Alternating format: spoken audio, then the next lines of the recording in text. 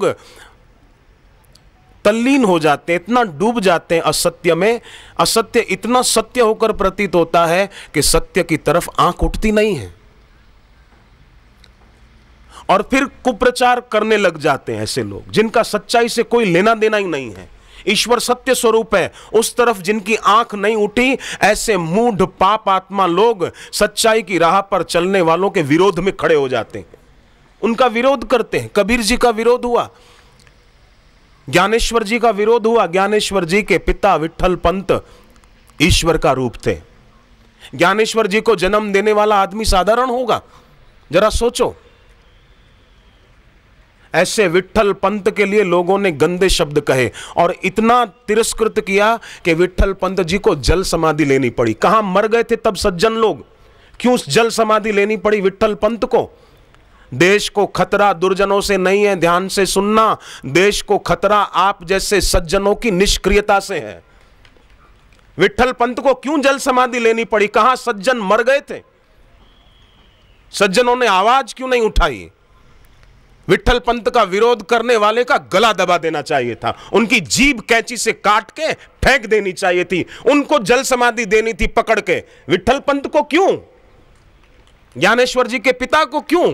ज्ञानेश्वर जी की मां को क्यों? इसलिए मैं कहता हूं राष्ट्र को खतरा आतंकवादियों से नहीं है। लोग बोलते हैं आतंकवादियों से खतरा है, आतंकवादियों से खतरा नहीं है साहब, सज्जनों की निष्क्रियता से खतरा है।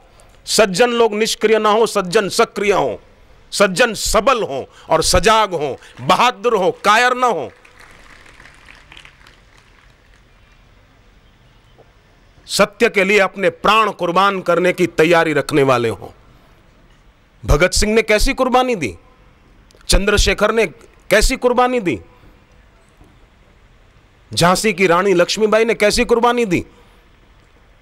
घोड़े की लगाम मुंह में पकड़ी दांतों से और दोनों हाथों से तलवार घुमा रही थी झांसी की रानी, दोनों हाथों से। कैसी बहादुरी दिखाई!